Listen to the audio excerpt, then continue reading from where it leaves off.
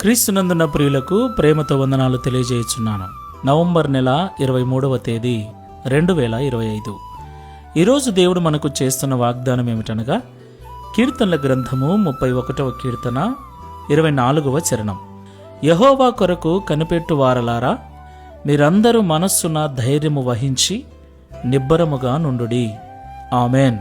నా ప్రియమైన సహోదరి సహోదరులారా, మనందరము కూడా మన అవసరతల నిమిత్తమై, మన యొక్క సమస్యల నిమిత్తమై దేవుని సన్నిధిలో ప్రతిదినం ప్రార్థన చేస్తూ ఉంటాం, ఉపవాసాలు ఉంటూ ఉంటాం, విజ్ఞాపనలు కూడా చేస్తూ ఉంటాం. దేవునికి మహిమ కలుగును గాక.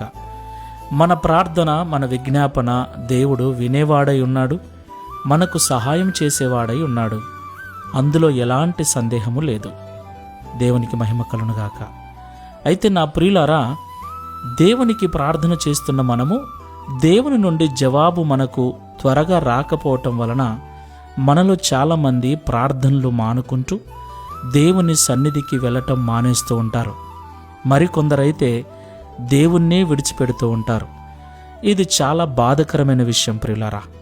ఎందుకంటే నిబ్బరం ఉండాలి మనకు.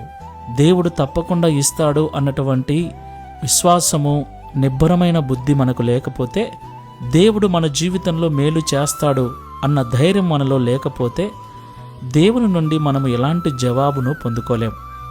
ఎందుకంటే మనం అడిగిన వెంటనే ఇవ్వటానికి దేవుడు పనివాడు కాదు. ఆయన సర్వశక్తిగల దేవుడు. ఆయన ప్రతి ఒక్కరి జీవితంలో ఒక సమయాన్ని నిర్ణయించాడు. నువ్వు అడిగినది నీ జీవితంలో జరగటానికి, నేను అడిగినది నా జీవితంలో జరగటానికి దేవుడు ఒక సమయాన్ని నియమించాడు. నీ ఇష్ట ప్రకారం, నా ఇష్ట ప్రకారం చేసేవాడు కాదు ఆయన.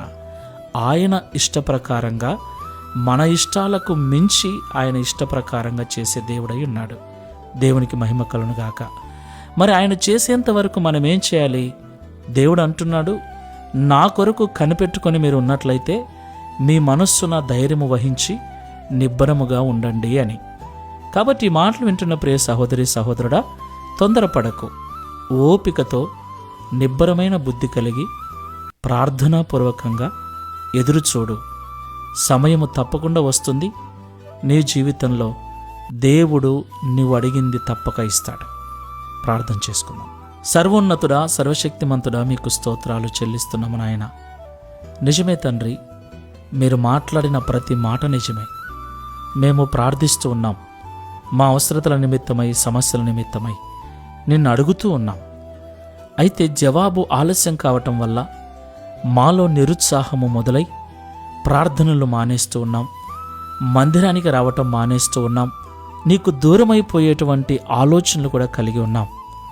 మాలో చాలామంది అలాంటి ఆలోచనలతో దేవుడు లేడు అన్న అభిప్రాయానికి వచ్చి నీకు దూరమైపోయి లోకంలో కలిసిపోయిన వారు కూడా లేకపోలేదు. అయితే మీరిచ్చే మేలు కొరకు కనిపెట్టుకుని ఉన్న మేము మనస్సులో ధైర్యము వహించి నిబ్బరమైన బుద్ధి కలిగి ఓపికతో ప్రార్థనాపూర్వకంగా ఎదురు చూడమని ఈ ఉదయకాల సమయం మాతో మాట్లాడినందుకు స్తోత్రాలు చెల్లిస్తున్నాం.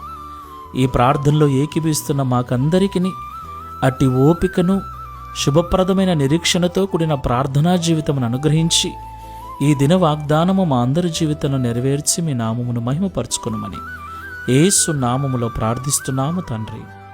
Amen. Praise the Lord. God bless you.